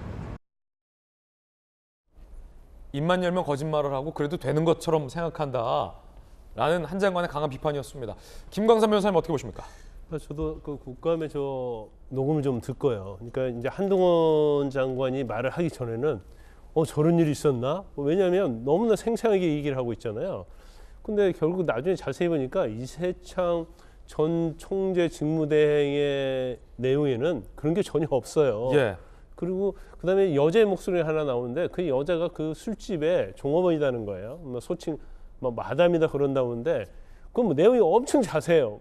뭐 동백아가씨 부르고 뭐가 있고 뭐가 있고 그런데 그랜드 피아노에 첼로라고 했나요? 바이올린이라고 약간의 좀 약간 냄새가 나는 이제 그런 생각을 좀 했는데 그게 지난 7월 19일에서 20일 새벽 3시까지 놀았다는 거예요. 그런데 김의겸 의원의 말을 요약하면 이세창 자유총연맹 권한대행 전입니다. 그 사람이 주관을 했는데 그 자리에 대한민국 유명 로펌 30명의 변호사들이 왔다는 거예요. 그리고 장관이 오고 대통령이 왔다? 벌써 이게 모임의 모양새가 전혀 말이 안 되는 거예요. 뭐 같이 친원 사람끼리 모였다던가 아니면 뭐 고위직에 있는 사람들 아니면 캠프에 있는 사람들 이렇게 모였다고 하면 뭐 모르겠는데 그래서 저 내용 자체에 굉장히 의심이 갔는데 이제 전체적으로 보면 제가 볼 때는 아마 김의겸 의원이 너무나 한동훈 장관에 꽂혀 있는 것 같아요. 이제 그러다 보니까 한동훈 장관과 부정적인 거에 대해서는 다 신뢰를 하는 그러다 보니까 이제 저런 함정에 좀 빠졌지 않을까 싶고 지금 우리 앵커도 기자 출신이잖아요. 기자가 다른 사람 말 듣고 그 말 듣고 바로 기사 씁니까? 취재해야죠. 확인하고 크로스 체크하고. 크로스 체크해서 정말 이 사람의 말이 맞는지를 정말 확인해야 하잖아요. 그럼요. 근데 지금 녹취록 2개지만 그중에 1개가 자세히 얘기를 하고 있거든요. 그러면 적어도 그 술집과 관련된 걸 다 취재를 해본 다음에 적어도 국감에서 얘기를 해야 하는데 사실 저 국감도 장관이 어디 술집에 갔다 온 걸 국정감사가 대상이 아니잖아요. 첫 질문을 하는데 벌써 술집 간 얘기를 하고 있는 것 같아요. 그래서 김의겸 의원이 신문사 기자 생활도 오래 했고 청와대 대변인도 하고 지금 국회의원까지 하고 있는데 저게 이제 한두 번이 아니단 말이에요. 뭐 이재정 관련된 조국과 관련된 또 이번에 그러면 제가 좀 의구심이 드는 것이 기자였을 때도 정말 기사를 잘 썼을까. 그리고 의원직을 수행하고 있는데 저 정도 되면 이제 자질의 문제에 대해서 강한 의구심을 들 수밖에 없다고 봅니다. 이거는 뭐 다 면책 특권입니까? 국정감사하는 것은 면책 특권이죠. 그런데 지금 국감에서 얘기한 건 면책 특권일지 몰라도 지금 그 한동훈 장관 스토킹과 관련된 유튜버하고 협업을 했다고 하잖아요. 그러면 면책 특권이 아닌 사람은 공모가 될 수 있어요. 그래서 그 부분에 대해서 외부에서 유튜브에서 그걸 갖다가 뭐 폭로를 한다랄지 누설을 하게 되면 공범관계 형성이 되죠. 김용희 의원이 얘기했잖아요. 나 이거 같이 그 유튜브하고 협업했다 이렇게 자백을 했단 말이에요. 허위사실 유포에 대한 뭐 명예훼손 등으로 고소가 되면 김의겸 의원의 공범관계 정도는 당연히 있죠. 성립된다. 그리고 그냥 형법상 명예훼손이 아니고 저건 방송이랄지 유튜브랄지 정보통신망과 관련된 허위사실 명예훼손이 되기 때문에 형량도 굉장히 높습니다. 그렇군요. 그럼 김은겸 의원이 꼭 면책 특권으로 보호받을 수 있는 건 아니군요. 이제 그 범위를 벗어나는 거죠. 예. 그리고 해당 매체에서 또 관련된 허위사실 보도를 했다면 성립될 수 있다, 혐의가. 네네. 그렇군요. 그런데 김은겸 의원은 아시다시피 지난번에도 미국 출장 의혹을 제기해서 민주당 내부에서도 김은겸 의원이 제기한 의혹은 아무것도 아니다. 구글하면 다 나온 거다라고 우리 전용기 의원이 이 자리에서 김은겸 의원의 의혹 제기는 좀 아무것도 아니다라고 비판한 바 있습니다. 그때 그 의혹도 김은겸 의원이었죠. 들어보시죠. 구체적인 뭔가 증언이라든지 증인이라든지 확보하셨는데 지금 말씀만 안 하고 계시는 건가 궁금해지더라고요. 확보는 못했죠. 하려고 지금 노력 중인데 지금 한동훈 장관이 정적을 제거하기 위해서 혈안이 되어 있다라고 하는 것을 저는 드러내 보이고 싶은 게 첫 번째 목적이고요. 법무부 장관의 직을 걸고 하라. 지금 당신이 미국까지 가서 했던 것은 이건 검찰청법 8조를 정면으로 위반한 거니 하고 싶으면 당신의 직을 걸고 하자. 정면 승부를 하라. 정면 승부하라라고 해서 한동훈 장관은 장관직 걸겠다라고 나왔습니다. 자, 이제 김은겸 의원은 뭘 할지 궁금합니다. 잠시 후에 윤석열 대통령이 국회 시정연설을 가질 예정입니다. 지금 상황을 보니까 마침 윤석열 대통령이 국회 본회의장에 입장을 하고 있습니다. 그런데 야당, 민주당 의원들이 모두 다 거부를 했어요. 그래서 민주당 의석에는 자리가 없습니다. 앞서 환담 자리에서 봤을 때는 정의당 의원의 모습도 보였던 걸로 봐서 정의당은 보이콧을 하지 않고 있는 걸로 보이는데 좀 정확한 그림은 좀 확인해 봐야 될 것 같습니다. 자, 민주당이 보이콧한 채, 퇴장한 채 윤석열 대통령의 국회 본회의장 시정연설이 이제 곧 시작됩니다. 국회의장은 지금 의장단은 자리에 앉았고요. 국민의힘에서는 박수와 환호가 나왔습니다. 대통령의 시정연설 들어보겠습니다.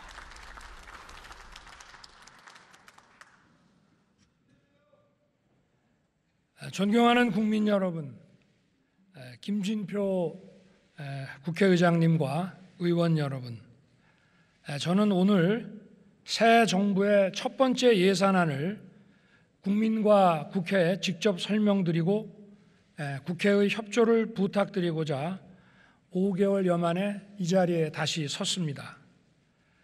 우리를 둘러싼 대내외 여건은 매우 어렵습니다.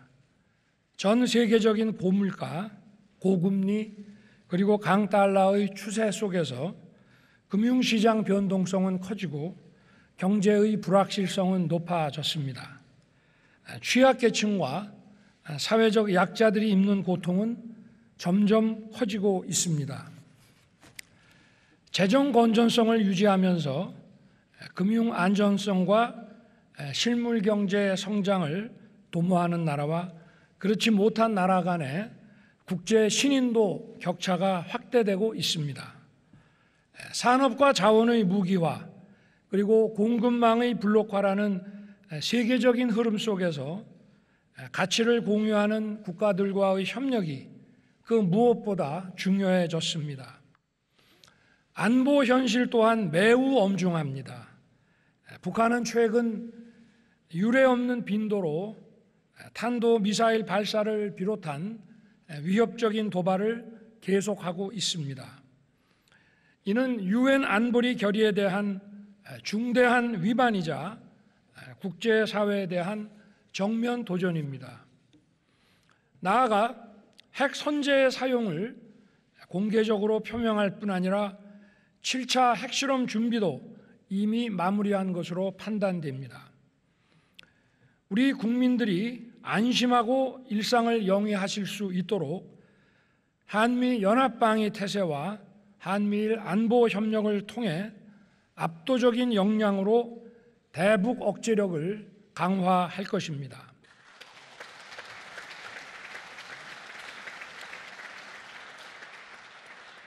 북한이 비핵화의 결단을 내려 대화의 장으로 나온다면 이미 취임사와 8.15 경축사에서 밝혔듯이 우리 정부는 담대한 구상을 통한 정치 경제적 지원을 다할 것입니다.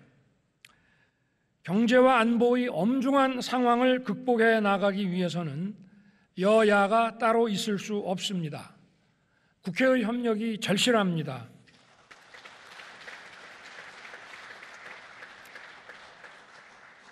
국민 여러분, 그리고 의원 여러분, 저는 지난 7월부터 최근까지 10차례에 걸쳐 진행된 비상민생경제회의를 통해 직접 민생 현안을 챙겼습니다. 물가 상승의 충격이 취약계층과 사회적 약자에게 전가되지 않도록 공공임대주택의 임대료 동결을 연장한 것을 비롯해서 연료비, 식료품비, 생필품비도 촘촘하게 지원하는 한편 장바구니 물가도 챙겼습니다. 폭우와 재난으로 인한 피해 복구와 지원에도 매진해서 서민들의 일상 회복에 최선을 다했습니다.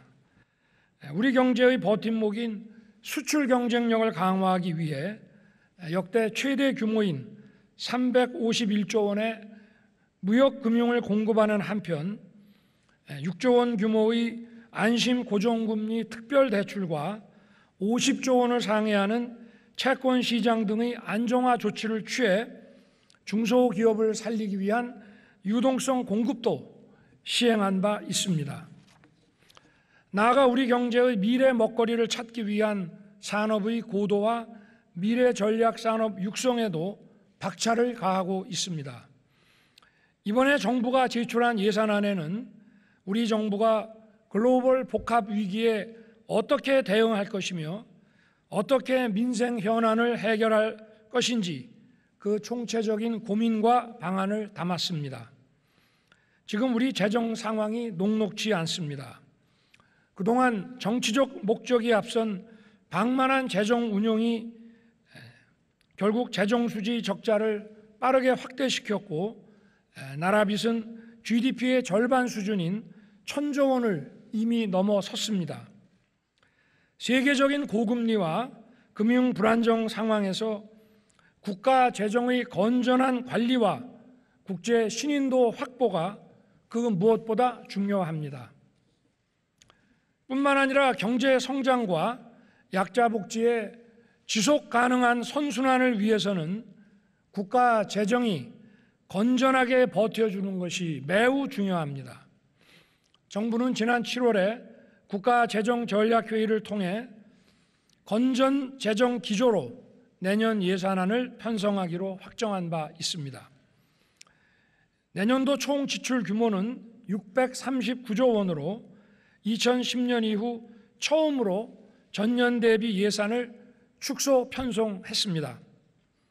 정부는 역대 최대 규모인 24조 원의 지출 구조 조정을 단행한 결과 재정 수지는 큰 폭으로 개선되고 국가 채무 비율도 49.8%로 지난 3년간의 가파른 증가세가 반전돼서 건전 재정의 전환점이 됐습니다.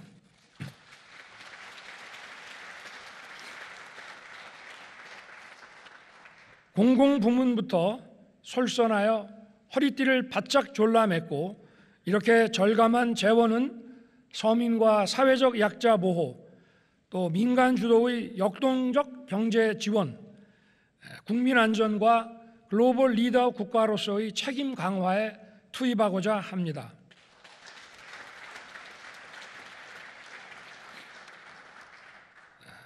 사랑하는 국민 여러분, 그리고 존경하는 의원 여러분, 그리고 이 자리에 함께해 주신 대법원장님, 헌법재판소장님, 선거관리위원장님, 그리고 감사원장님, 경제가 어려울수록 더 큰 어려움을 겪는 사회적 약자를 보호하는 것은 국가의 기본적 책무입니다. 우리 정부는 재정 건전화를 추진하면서도 서민과 사회적 약자들을 더욱 두텁게 지원하는 약자 복지를 추구하고 있습니다.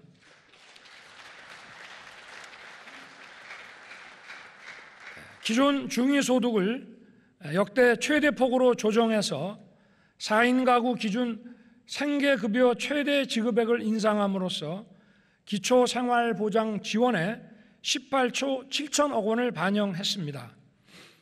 저임금 근로자, 특수형태 근로종사자, 그리고 예술인들의 사회보험 지원 대상을 확대하여 27만 8천 명을 추가 지원할 것입니다. 근로 환경이 열악한 50인 미만의 소규모 사업장 7천여 곳에 휴게시설 설치 등 근로 환경 개선을 획기적으로 실행할 것입니다. 아울러 장애인과 한부모 가족에 대한 맞춤형 지원도 강화할 것입니다. 장애 수당을 8년 만에 처음으로 인상하고 발달 장애인에 대한 돌봄 시간을 하루 8시간까지 확대함과 아울러 장애인 고용 장려금도 인상할 것입니다. 또한 중증 장애인의 콜택시 이용 지원을 확대하고 저상버스도 2,000대를 추가 확충하는 등 장애인의 이동권을 최대한 보장하겠습니다. 한부모 자녀 양육 지원 대상을 현재의 중위소득 52%에서 60%까지 대폭 확대하겠습니다.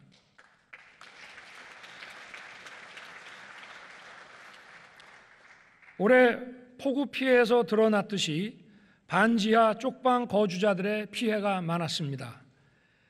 이분들께서 보다 안전한 주거 환경으로 이주하실 수 있도록 보증금 무이자 대출을 신설하고 민간 임대주택으로 이주할 경우 최대 5천만 원까지 지원할 것입니다.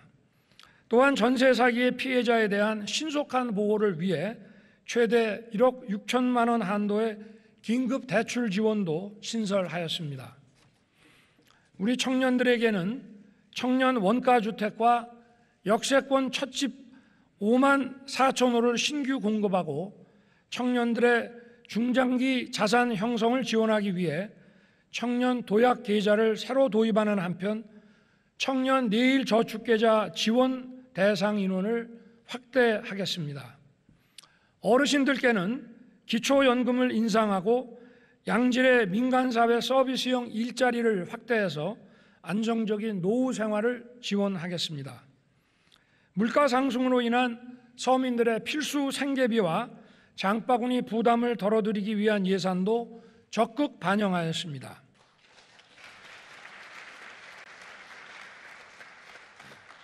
우선 에너지 바우처 지원을 확대하고 농축 수산물 할인 쿠폰 규모를 금년도의 590억 원에서 1,690억 원으로 약 3배 확대했습니다. 밀, 수산물 등 주요 농축산물의 비축을 확대해서 수급 불안에 선제적으로 대응하는 한편 중소농의 공익직불금 지급 확대, 비료, 사료 등의 구매자금 지원을 통해 농가 생산비 부담도 경감하겠습니다. 아울러 지방소멸 대응 특별양여금을 1조 원으로 확대하고 국가균형발전 특별회계 투자 규모를 지역 수요가 높은 현장 밀착형 자율사업을 중심으로 대폭 확대하여 지역 주도로 성장 동력을 찾을 수 있도록 돕겠습니다.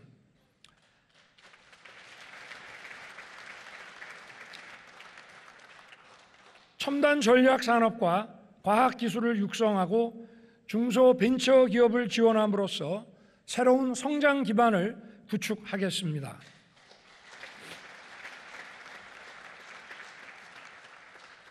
먼저 메모리 반도체의 초격차 유지와 시스템 반도체의 경쟁력 확보를 위해 전문 인력 양성과 연구 개발, 인프라 구축 등에 총 1조 원 이상을 집중 투자하겠습니다. 또 문어직 원자력 생태계 복원이 시급합니다. 원전 수출을 적극 지원하고 소형 모듈 원자로와 원전 해체 기술 개발 등 차세대 기술의 연구 개발을 지원하겠습니다.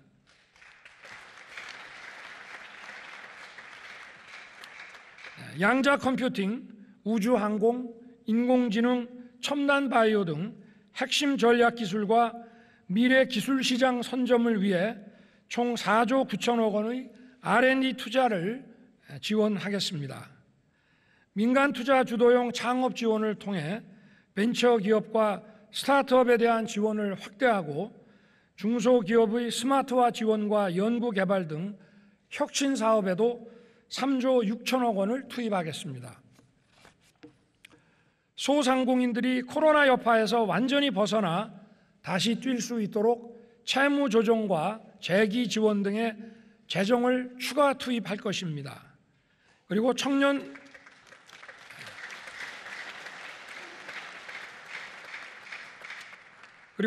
농업인에 대한 영농 정착 지원금, 맞춤형 농지와 금융 지원 등을 패키지로 제공해서 농업 혁신을 주도할 수 있도록 돕겠습니다.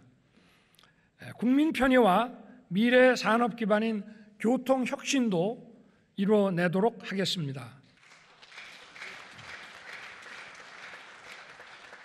수도권 GTX는 기존 노선의 적기 완공과 신규 노선 계획에 총 6,730억 원을 투자하고 도심 항공교통, 개인형 이동수단 등 미래 교통수단의 조기 상용화를 위해 실증 실험시설, 환승센터 구축 이런 것을 비롯한 기술 혁신 기반을 조성하겠습니다.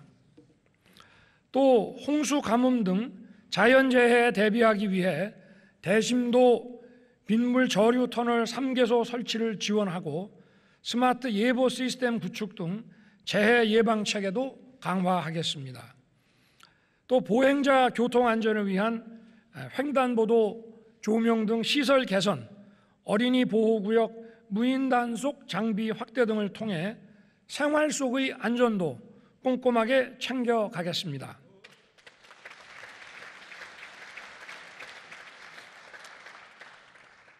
튼튼한 국방력과 인류 보훈, 장병의 사기 진작을 통해 누구도 넘볼 수 없는 강력한 국가를 만들겠습니다.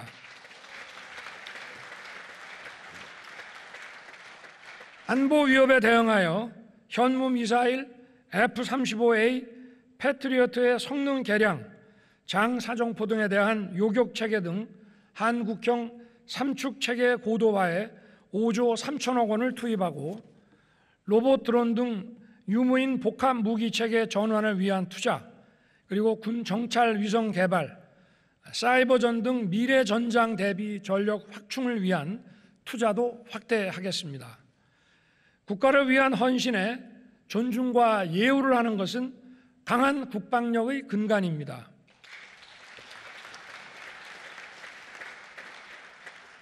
국민과 장병의 눈높이에 맞도록 병영 환경을 개선하고 사병 봉급을 2025년 205만 원을 목표로 현재 82만 원을 내년에 130만 원까지 인상해서 병역 의무 이행에 대한 합당한 보상이 매년 단계적으로 이루어지도록 하겠습니다.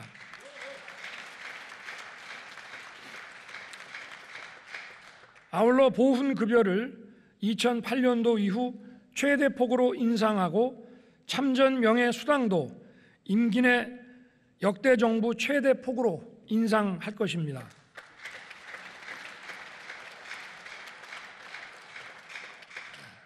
격화되는 경제 블록화 물결에 대비하여 경제 안보 역량을 강화해야 합니다.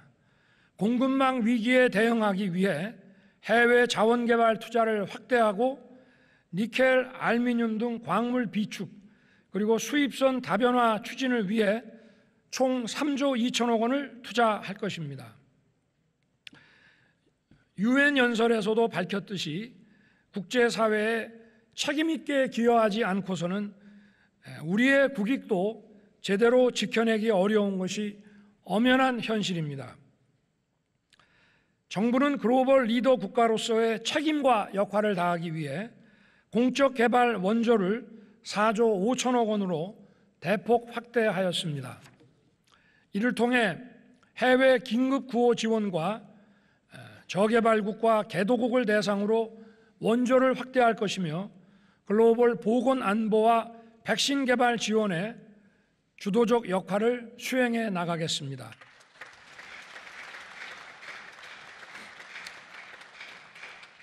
존경하는 국민 여러분, 김진표 국회의장님과 의원 여러분, 대법원장님, 헌법재판소장님, 선거관리위원장님, 그리고 감사위원장님, 예산안은 우리 대한민국이 나아가야 할 방향을 담은 지도이고 국정 운영의 설계도입니다. 정부가 치열한 고민 끝에 내놓은 예산안은 국회와 함께 머리를 맞댈 때 완성할 수 있을 것입니다. 지난해 5월 코로나 피해 자영업자 소상공인 지원 추경도 국회의 초당적 협력으로 무사히 확정 지을 수 있었습니다. 우리 경제를 둘러싼 불확실성이 지속되고 있는 시기에 국회에서 법정 기한 내 예산안을 확정해서 어려운 민생에 숨통을 틔워주시고 미래 성장을 뒷받침해 주시기를 기대합니다. 감사합니다.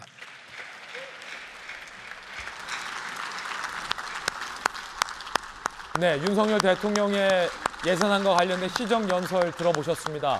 국민의힘 의원들이 기립해서 대통령을 향해 박수를 보내고 있고요. 여전히 민주당 의석은 비어 있습니다. 민주당 의원들은 헌정사상 처음으로 대통령의 시정연설을 보이콧했습니다. 민주당 의원들은 국회 로텐도 홀에서 피켓을 들고 시위에 나서고 있고요. 대통령이 지금 악수를 하면서 퇴장을 하고 있는데 민주당 의원들이 보이콧해서 없기 때문에 이제 남아있는 국민의힘 의원들과 악수를 하면서 퇴장하고 있는 모습입니다. 장관들 국무위원석에 가서 악수를 하는 모습도 잡혔고요. 예전에 윤석열 대통령이 국회에서 연설을 했을 때는 민주당 의원들과 정답게 인사를 하는, 악수를 하는 장면도 있었지만 오늘은 민주당 의원들이 헌정사상 처음으로 대통령의 시정연설을 보이콧했습니다. 그리고 민주당 의원들의 앞에는 현수막이 크게 걸려 있었는데 야당 당사 침탈이라는 큰 문구가 적혀 있었습니다. 민주당 당사 안에 들어가 있는 민주연구원 부원장실 PC를 압수수색한 것을 이재명 대표와 민주당에서는 야당 당사 침탈로 여기고 있고요. 검찰에서는 다소 무리다라는 주장입니다.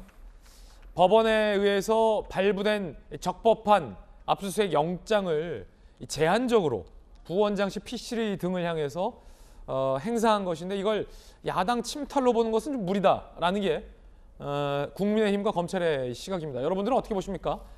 야당은 현재 규탄 시위를 이어가고 있는 모습입니다. 하지만 야당이 보이콧을 했다고 해서 대통령이 시정연설을 안 할 이유는 없습니다. 대통령은 예정대로 시정연설을 마치고 지금 퇴장하는 모습을 보이고 있습니다. 김연아 의원님. 네. 자, 민주당의 대통령 시정연설 보이콧은 헌정사상 처음인데 그 이유가 다양한 이유가 있겠습니다만 민주당 민주연구원 부원장에 대한 압수수색을 했다는 게 굉장히 큰 이유인데 글쎄요, 이 헌정사상 첫 보이콧, 그러니까 그 이유로 민주연구원에 대한 압수수색, 인과관계에 대해서 어떻게 보십니까? 김용 부위원장이 출근한 지 며칠이 안 됐다고 얘기를 했고 실제로 당사에 머문 시간은 3시간도 안 됐다고 했습니다.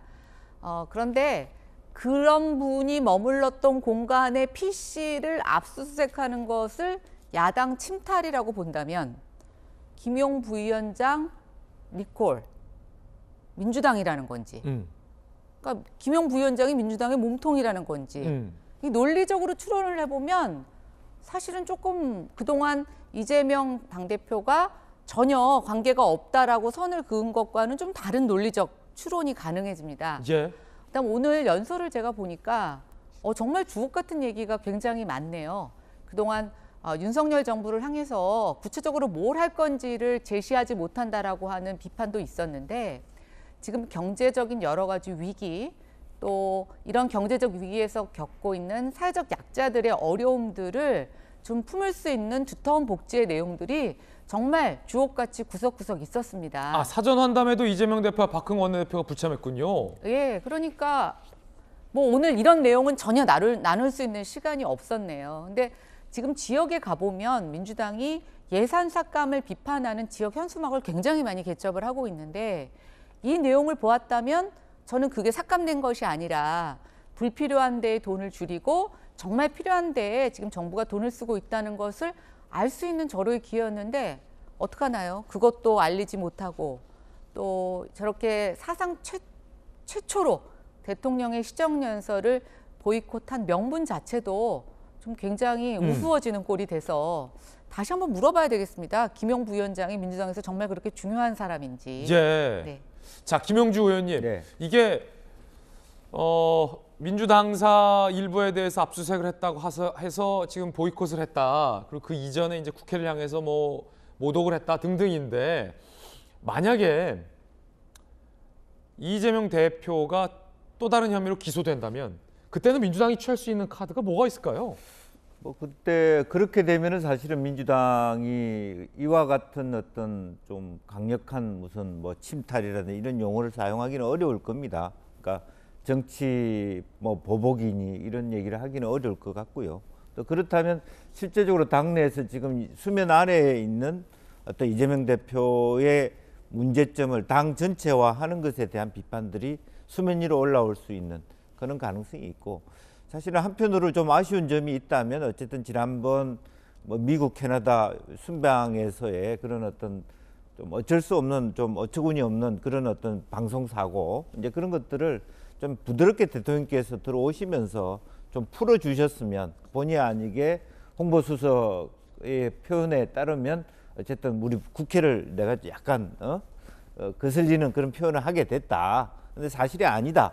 그렇게 말씀하셨지만 어쨌든 그런 데 대한 빨리 좀 해명을 하고 풀었으면 이런 사단이 아니고, 그때 풀었으면 지금 현재 민주당의 저와 같은 참여를 하지 않는 것에 대한 반대나 비판 여론이 훨씬 더 많았을 것이라고 보여지고요. 그런 의미에서 아마 이것은 어쩔 수 없이 민주당으로서는 어제 그렇게 강경하게 대처했기 때문에 오늘 그 선을 가진다면 빨리 그 정무수석이나 뭐 원내대표끼리 한담을 통해서 이 국면을 벗어나야 된다. 왜냐하면 단순히 대통령께서 시정연설한 뿐만 아니라 실제로 이렇게 11월 말까지 예산안이 통과돼야 되는데, 자칫 잘못하면 예산안 통과까지 이 분위기가 이어진다라면 국정감사 이후에 예결위 구성도 어려워진다면 이것은 훨씬 더 국민들에게 피해를 가는 부분이기 때문에 그런 면에서 좀 아쉬운 부분이 아닌가 싶습니다. 제가 좀 궁금한 게, 오늘 연일 한겨레 신문의 사설을 보면 이 국정 중단이 우려된다라며 협치가 중요하니까 검찰은 자중자애한 수사를 하라라는 결론으로 이어져서 제가 좀 많이 의아하다는 생각을 했는데, 국정 운영이 중단이 된다면 사실은 국정 운영이 중단 안 되게 여야가 노력을 해야 하는 건데, 갑자기 왜 검찰 수사가 자중자애하라는 결론이 나는지는 전 잘 모르겠습니다만, 사실 민주당 일각에서 여러 가지 의견이 있더라고요. 예를 들어서 지금 당사가 침탈당했다면 야당 탄압이라고 지금 대통령을 향해서 민주당이 항의를 하는 건데, 앞에 뭐 예산안도 있고 뭐 국감도 한번 있었습니다만 굉장히 큰 그 간극이 있다는 거죠. 검찰 입장에선 아니 그러면 법원에서 압수수색 영장을 발부해 줬는데 검찰이 그거 집행 안 하냐라고 항의를 하고 있고, 대통령실 입장에서는 아니 국감도 하시고 예산안도 하셔야지, 그거와 이거는 별개의 문제인데 왜 그걸 대통령에게 항의를 하며 국정 운영을 막고 있느냐, 오히려 민주당이 좀 이런 입장도 있을 것 같고, 어떻게 보십니까? 그렇죠. 실제적으로 그러면 뭐 국회가 국감을 하고 있는 동안에는 뭐 판사들도 놀아야 되고 경찰도 놀아야 되고 국회 관련 수사는 완전히 스톱하라는 뜻인데, 그건 말이 안 되는 거죠. 우리나라는 상권 분립이 돼 있고 검사는 검사대로 뭐 죄가 명확하다면 뭐 집행을 하는 거고요. 또 그 집행을 존중하면서 국회도 받아들일 건 받아들이고 반박할 건 반박하고 그래야 되는데, 지금은 원천적인 봉쇄를 함으로써 또 사실도 왜곡하는 거잖아요. 사실은 민주연구원에 대한 뭐 압수수색을 민주당사 침탈로 이렇게 크게 키우는 부분에 있어서도 과거에는 흥분할 만한 일이지만 지금은 사실 그런 부분이 아니고요. 이제 그런 부분이 있어서 민주당도 조금 더 스탠스를 바꿀 필요가 있고, 또 그런 의미에서 민주당만 노력할 뿐만 아니라 실제로 여당과 대통령실도 한 번 더 말하자면 정무수석을 통해서 말하자면 야당 대표를 만난다든지 어쨌든 빨리 풀어달라는 노력을 국민 앞에서 보여줄 필요가 있다, 그렇게 생각이 듭니다. 지금 보면 가장 큰 문제는 이 접점이 보이지 않는다는 겁니다. 이거를 야당 침탈과 정치 보복으로 규정해 버리니까 대통령실이나 여당 입장에서는 대화와 공감의 여지가 없다라는 거죠. 검찰 입장에서는 이게 어떻게 민주당 침탈로 볼 수 있느냐라고 황당해하는 분위기도 한동훈 장관의 이야기에서는 읽혀집니다. 반면 이재명 대표 측에서는 이게 야당 탄압이 아니면 뭐냐라고 또 강하게 항변하고 있는 모습에서 전혀 대화의 여지는 양측 모두에게 찾아볼 수가 없는 건데, 누구에게 이런 책임이 있는 건지 국민들만 판단하실 수 있는 문제겠죠. 이재명 대표가 쌍특검을 주장했습니다. 검찰 수사는 조작이다라는 얘기까지 했었는데 검찰 수사 못 믿겠다. 쌍특검 하자. 그런데 어제는 한 발 뺐습니다. 이 김건희 여사 관련된 특검은 빼도 좋다. 특검으로 가자. 본인 의혹만 특검 가자라는 겁니다. 이야기가 달라졌습니다. 들어보시죠. 대통령의 저축은행 비리 수사 봐주기 부분이 부담스러우면 빼도 좋습니다. 부담스러운 부분들은 빼고라도 특검을 하자라는 말씀드리고, 특검을 거부하는 자가 범인이다 이 얘기 언제 많이 들었는데 드디어 특검을 거부하는 세력이 나타난 것 같습니다. 특검을 거부하는 자가 범인이다라고 이재명 대표는 비판을 했습니다. 그런데 이재명 대표의 과거 발언이 회자됩니다. 특검 수사로 시간 끌게 하는 건 적폐수법이다라고 이재명 대표는 과거에 얘기했었습니다. 검찰이 다 수사하고 있고 이미 착수해서 조사가 진행 중인데 특검 만들면 법 만드는데 몇 달, 특검 구성하는데 몇 달, 수사 준비하는데 몇 달, 검찰이 철저하게 수사하게 하고 그게 국가 운영의 기본이다. 특검 수사를 하면서 시간을 끌자고요. 역시 많이 해봤던 적폐 세력들의 수법입니다.